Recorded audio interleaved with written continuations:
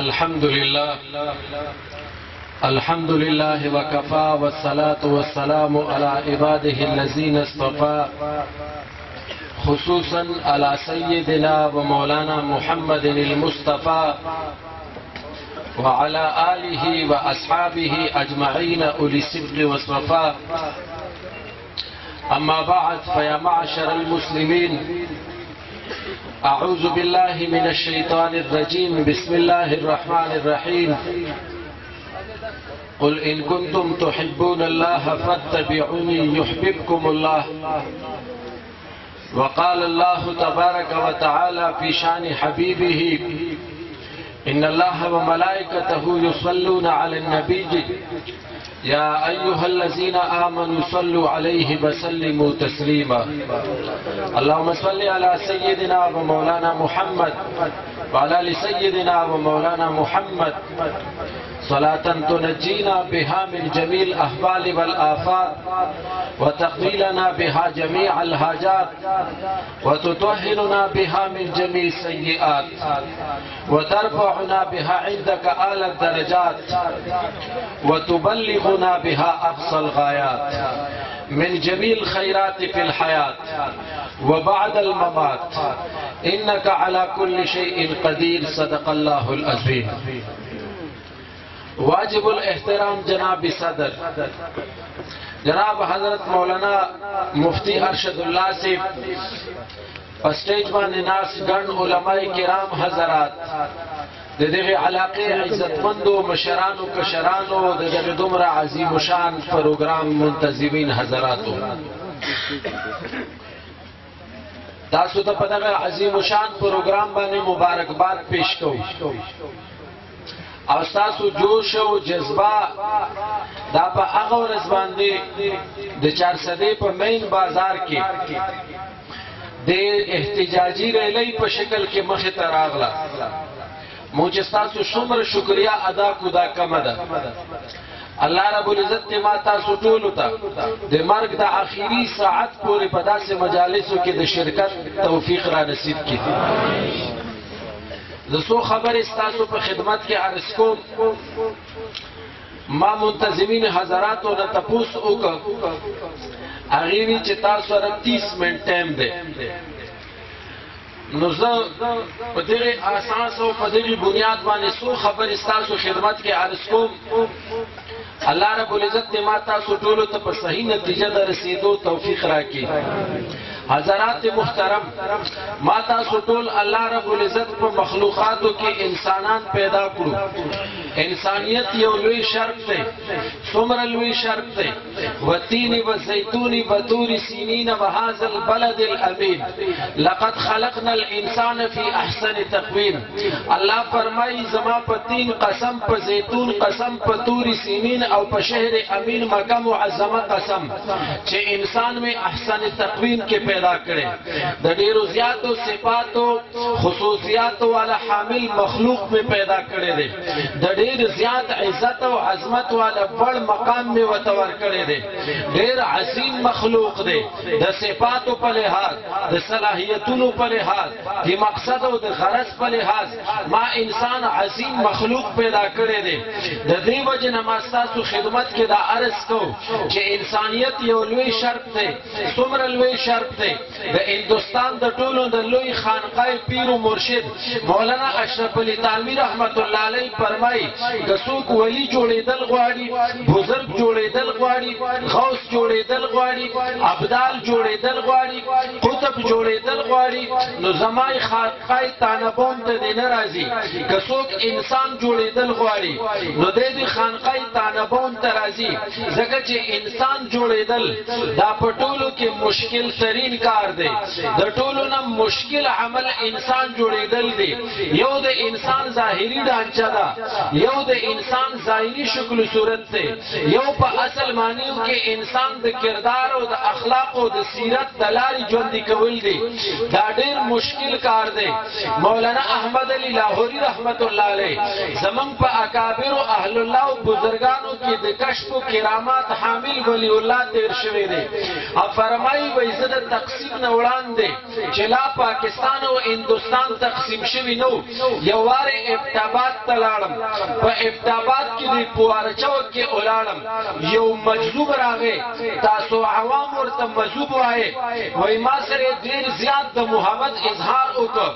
کله کوم معانقه او مصافحه را سره وکړه زه حیران پاتې چې د سړي سره مې وړاندې ملاقات نه دی شوی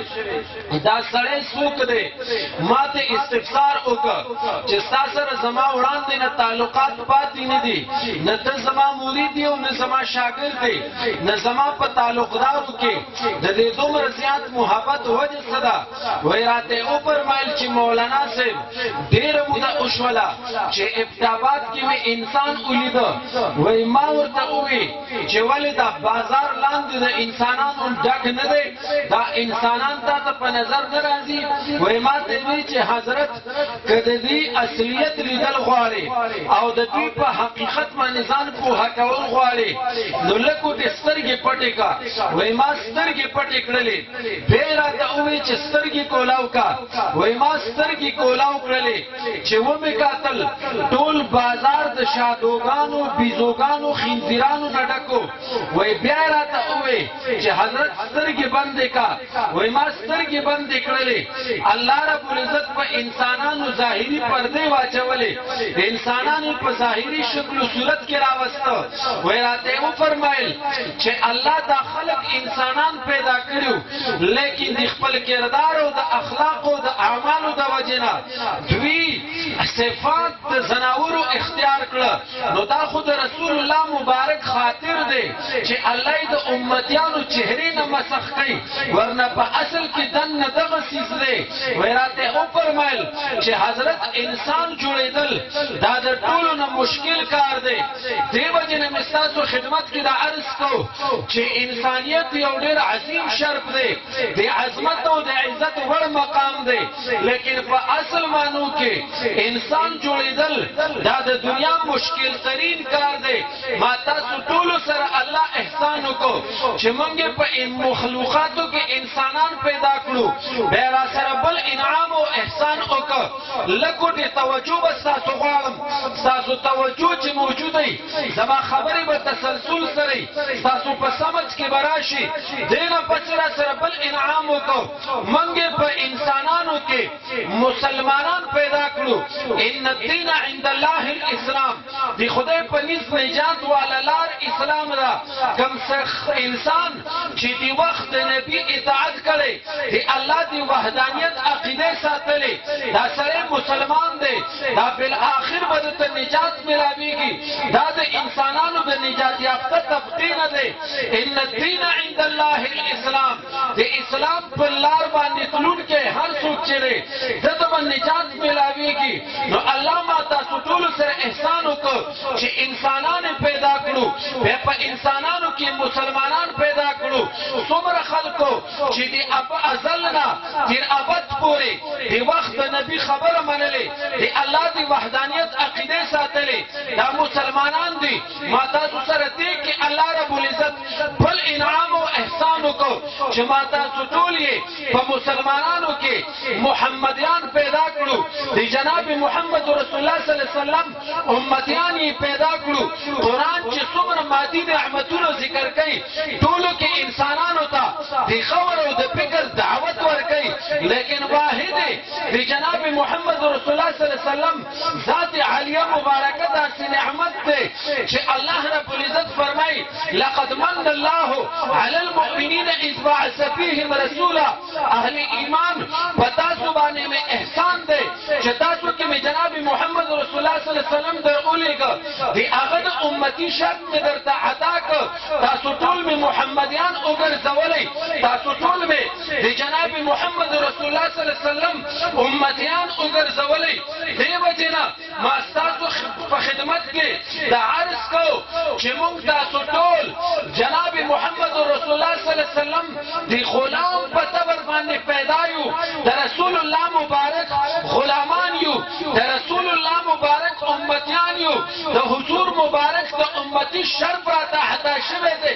الله رب العزت نا پدې چې څومره شکر وباسو چې الله دا شکر دې زدي محمدي پیدا کړم زدي د رسول الله مبارک غلام پیدا کړم اوس دا دومره عظیم شرف د رسول الله مبارک سره د امتی دا عظیم نسبت دا دومره عظیم مقام دا به زما او تاسو په حق کې کارګر کله ثابتېږي فائدمن او سودمن به کله ثابتېږي قرآن فورا زما او تاسو رهنمایي کوي رهنمایي ډېر په کولاو انداز باندې کوي د هر مسلمان په سمجھ کې راتلونکي پیرایې په بنیاد باندې کوي قل ان کنتم تحبون الله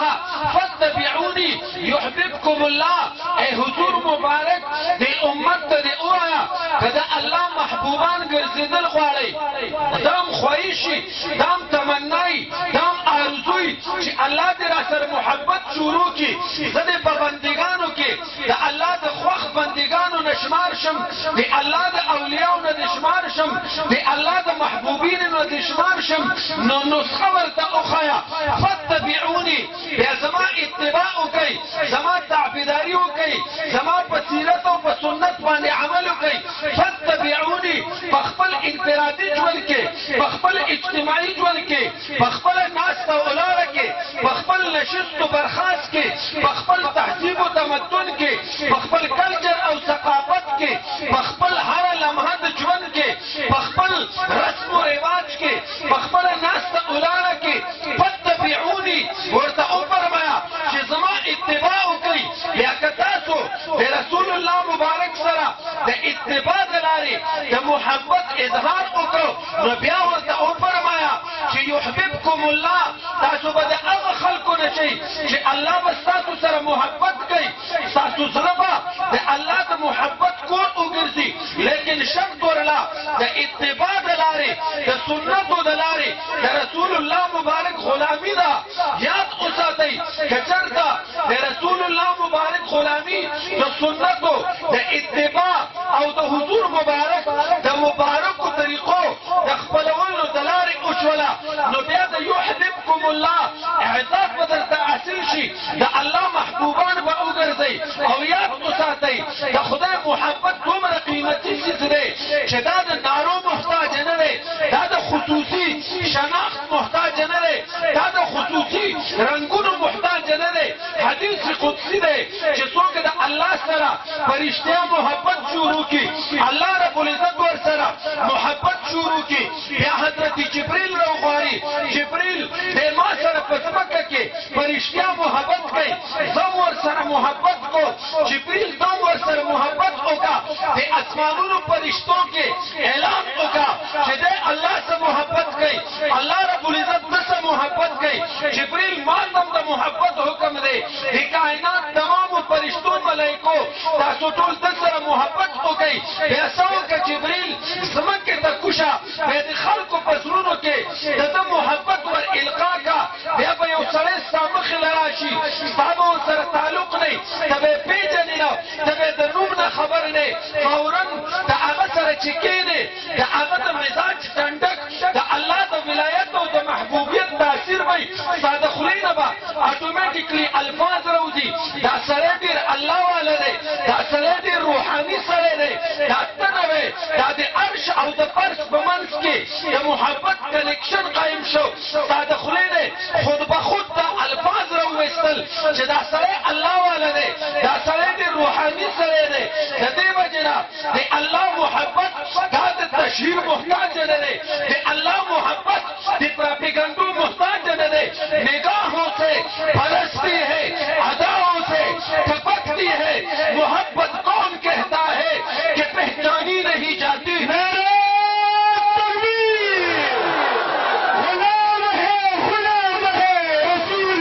غلام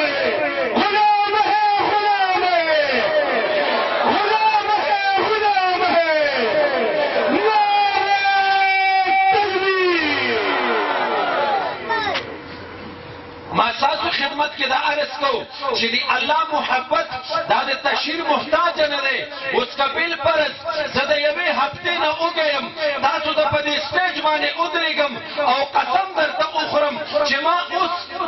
پلانې خوراک وکړ. تاسو ټول به وایئ چې ستا د دې چهرې دا مرجافند حل وایي چې ته وګئ ستا دا دعوا د خوراکونو باطله ده. زما په خېټه کې خوراک د هغې اثرات زما په چهره ښکاري. بیا که خدا نخواسته یو شرابي ولاړ وي تاسو هغه شراب څښلي د هغه ناسته ولاړه د هغه باډي لینګویج وضع پته هغې نه دا معلومیږي چې د دې سړي انداز د تکلم ګډوډ دی، د ده چال چلن ګډوډ دی، د ده سترګې سرې دي، د دې سړي په خېټه کې شراب دي چې د انسان په خېټه کې خوراک خپل اثرات ښیي، شراب خپل اثرات ښیي. نو د الله د محبت شراب دومره قیمتي دي چې دا به خود خپل ځان ښیي. بیا به مخلوق وایي دا سړی الله والا دی. د دې وجې نه ستاسو خدمت کې ما عرض کو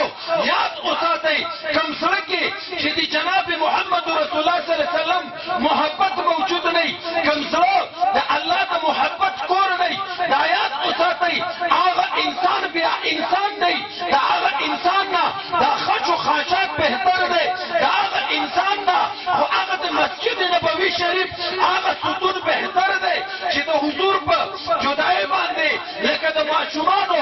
ژړا کړې وه. د هغه انسان نه بیا د ډېران سوټ هم بهتر ده چې د کوم په زړه کې د حضور محبت دی، د کوم په زړه کې د الله ادب دی. یاد وساتئ محبت او ادب دا د دې لارې دپاره د ټولو نه قیمتي سرمایه ده. د دې وجې نه تاسو په خدمت کې د عرض کوم چې د جناب محمد رسول الله صلی الله علیه وسلم د ذات عالیه مبارکه سره محبت دا د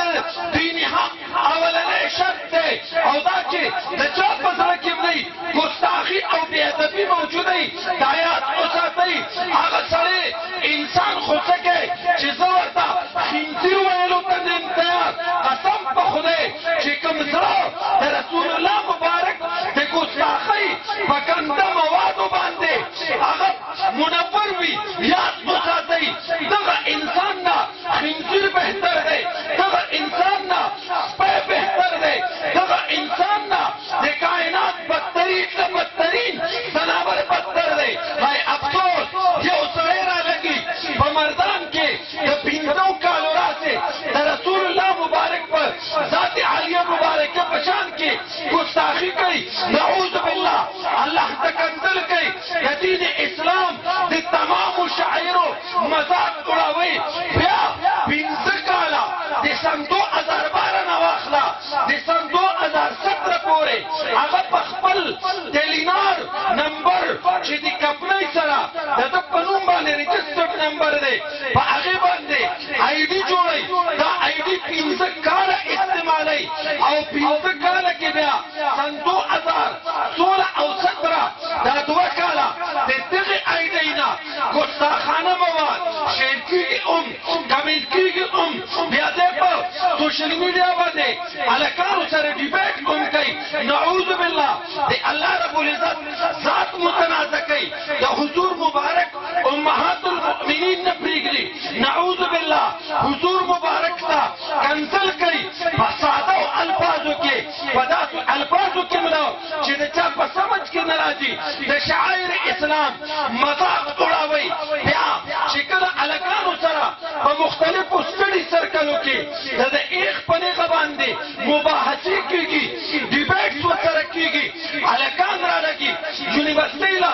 انتظامیې له کمپلاین ورکوي، شکایت کوي، کمیټې کښېني، د یونیورسټۍ کمیټې عریضې ته ور فیصله کوي چې موږ ستا خلاف فیصله دا وکړله چې ته یې عریضې ته ور د یونیورسټۍ نه سپکپ شوې، مطلب ته به یونیورسټۍ ته راټنډه کېږي نه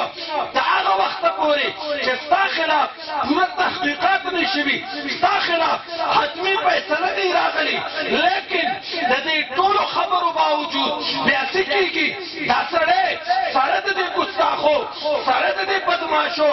سره د دې حرامیتوبه دی قانون ماتوي، د یونیورسٹی اصول ماتی یونیورسٹی تراتی دلتا دا الکانو دی صبر پیمانه لپریستا دی الکانو سرا دا امنا سامنا کیگی او بیا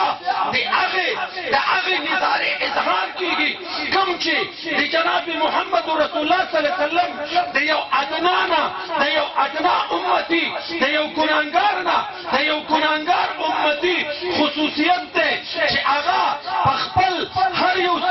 کمپرومائز تا تیار دے لیکن دی جناب محمد رسول اللہ صلی اللہ علیہ وسلم فضاد عالیہ مبارکہ اس قسم سمجھوتے تا تیار اس قسم سمجھوتے تا تیار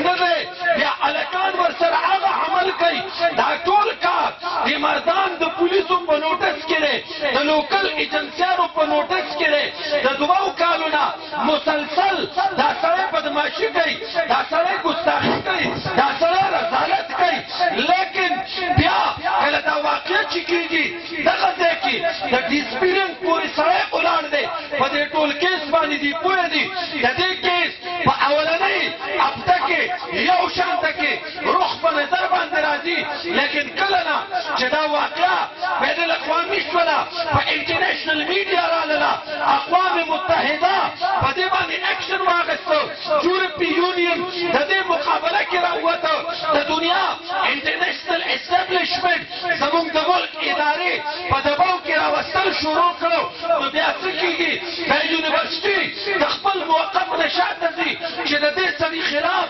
موږ له کمپلین نه دی راغلی د دې سړي خلاف موږ ته شکایت نه دی راغلی بیا د مردان پولیس ډپارټمنټ هم خپل رویه هغه بدلوي او بیا څه کېږي یو سړی معلوم دی چې هغه ورباندې فایر کړی دی سړی دوه خبرې کوي یو خبره دا کوي چې ما په ده فایر کړی ولې مې کړی دی ځکه چې دې سړي بدترینه ګستاخي کړې وه د ادارو په نظر کې د عدلیې په نظر کې د مقننې په نظر کې د دې سړي د اعتراف دی بیان یو جز قبلېدی شي دویم جز هغه ریجکټ کوي ورته وایي تا قتل کړی چې ما ګستاخ مردار کړی ما ځکه مردار کړی ګستاخي کړې وه د ده د قتل د مردارولو د اعتراف ایکسپټ دی قابل قبول دی لیکن چې کله وایي دا سړی ګستاخو پیغمبر ته کنسل کړي دا دی زما عدلیه زما ادارې زما ایجنسۍ زما جی ای ټي زما عدالت زما مردان پولیس معذرتخوانه رویه اختیاري د ستاسو خدمت کې عرض وکړم یو سړی معلوم دی او هغه اعتراف ته ټولې خبرې کوي لیکن په 58 کسانو باندې دومره طویل اپیات ته ضرورت سو ملزم معلوم دی ملزم اعتراف کوي لیکن وجه سوا وجه دا وه چې د یو کس نه علاوه دا 57 الکان هغه چې دوی د نفرت د وجې نه د ده په لاش باندې لتې ورکړې د کاڼي ګزارې کړې د کاپۍ ګزارې کړې په بیګ یې وهلی دی دا د کیمرې د نظر د لاندې راغلی دی خو دا ټول هغه خلک وو چې د چا په مخ کې مشال ایخ په هغه باندې ګستاخي کړې وه د یو خاص سازش تحت د دوی نوم په اپیار کې ځکه واچولی شو چې د دوی د ګواهۍ قانوني حیثیت ختم شي او زه به ستاسو په خدمت کې عرض وکړم چې کله ټرایل په ای ټي سي کې شروع شو نو یاد وساتئ یو هلک دی وجاهت نومې دی اجد صاحب ته وایي جد صاحب زه په خپله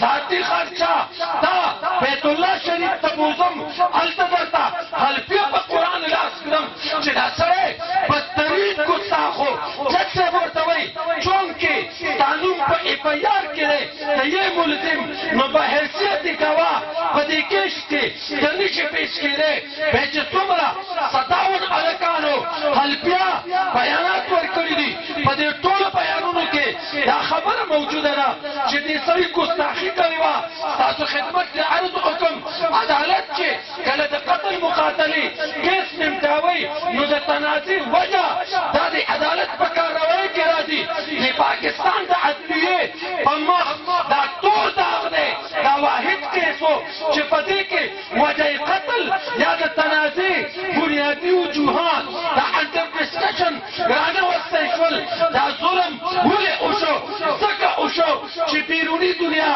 مغرب د هغه په شا باندې ولاړ دی. د دې وجې نه ما ستاسو خدمت کې عرض کو بیا په سوشل میډیا باندې معمه شمېره ترګټ لیبرلز یوتیان راپاسي موږ ته وایي دا آی ډي پیک ده. زه تپوس کول غواړم چې پیک آی ډي د یو سړي په نوم باندې زیات نه زیات هفته میاشت چلېدی شي. دا خبره زه څنګه تسلیم کړم چې زما په نوم باندې په پیک آی ډي چلېږي او د هغې نه به دومره بدترین ګستاخانه مواد شیر کېږي. زه به دې 15 کالو پورې خبر نه یم که بالفرض خدا نخواسته داسې وشي زما یاران زما دوستان زما تعلقدار به په ګنټه کې دننه ما ته اطلاع راکړي ستا په نوم باندې پیک آی ډي موجوده ده دومره بدترین ګستاخانه مواد دې شیر کېږي. زه ستاسو خدمت کې عرض کوم چې آیا دا خبره ممکن ده چې په سوشل میډیا کې ستا په نوم باندې بوګس او پیک آی ډي موجوده وي 2 کالو پورې مسلسل دې ګستاخانه مواد شیر کېږي د خلکو سره کنورسیشنز کېږي چیټینګ کېږي ډیبیټ کېږي بحث مباحثې کېږي.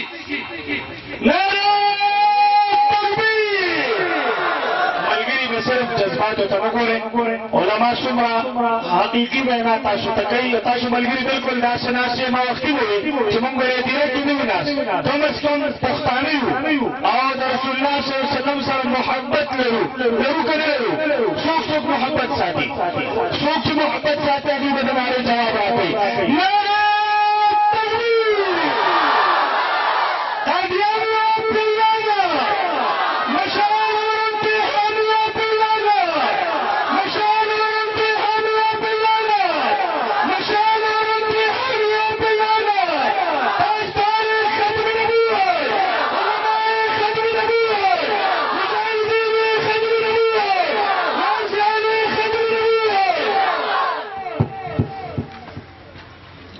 ما ستاسو په خدمت کې دا عرض کوم چې دا ممکنه ده چې د یو سړي په نوم باندې دی 15 کاله بوګس آی ډي چلېږي. دا ممکنه ده او دا آی ډي دي صحیح. تاسو که دا مشران ما څه ونه منئ نو په دې مې پروا ځکه نشته چې تاسو ډېر سیده ساده د مسلمانۍ ژوند تېر کړی او چې چرته د تعلیم خبره کړي منل یې ده.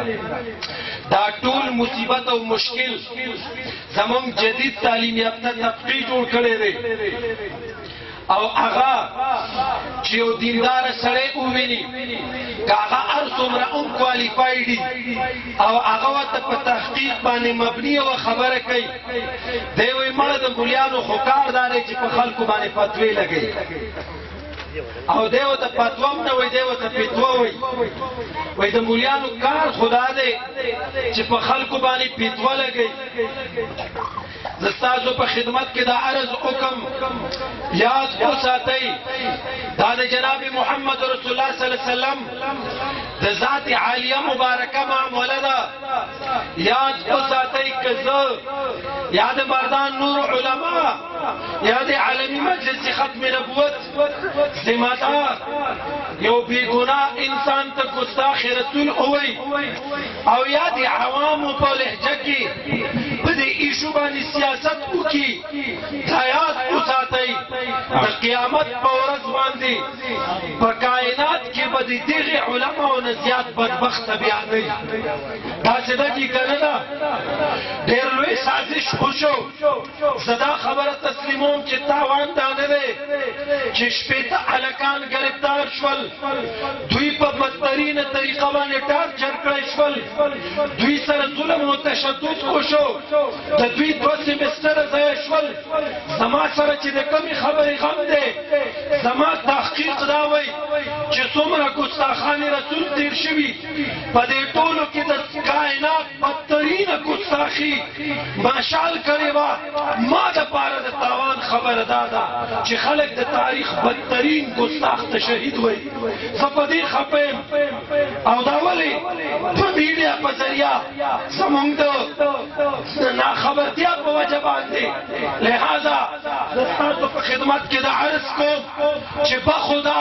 د دې خلاف اواز چوت کوي. زمونږ مطالبه ده چې مشال دی نعره تکبیر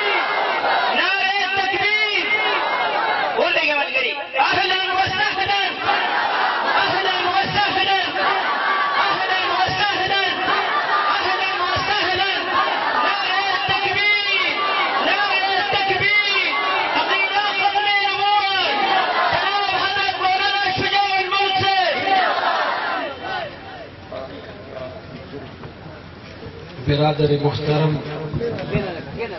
دغه تحریک په صحیح الفاظو کې بانی مبانی او ما په یو پوسټ کې ذکر کړو مخامخ مدرسې دا ډېر انتهایی بد چیز دی خدا مجلس داسې دی چې په دې کې مونږ د چا مدد سره نه کوو په دې کې حقیقت بیانو چې یو وخت داسې و چې د 180 درجې په مخالف سمت باندې د مشال ایشو روانه وه او دا اوس چې راغې دې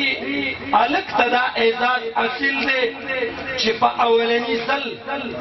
په 180 درجې مخالف سمت باندې د دغې ایشو اصل رخ مونږ او تاسو ته راښکاره کړ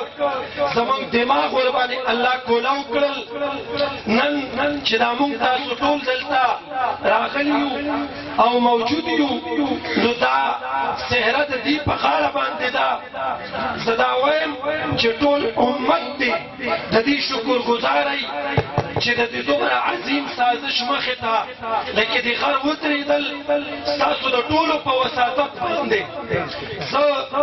دغه یو عرض لرم چې مشال دی سرکاري طور ګستاخه ډیکلیر کړئ چې تاسو ته دا منظوره ده زما وخت پوره شو 1 منټ په 30 منټ کې پاتې دی او چې څومره هلکان ګرفتار دي یا سزاوار دي ټول دې باعزته رها کړی شي دې سره ستاسو اتفاق دی او 2 سمستره د دغې هلکانو ځایه شول حکومت دې د دغې متبادل انتظام دوی ته وکړي ستاسو دې سره اتفاق دی دې سره ستاسو اتفاق دی الله رب العزت ستاسو د دنیا او د آخرت خوشحالي نصیب کړي وآخر دعوانا ان الحمد لله رب العالمين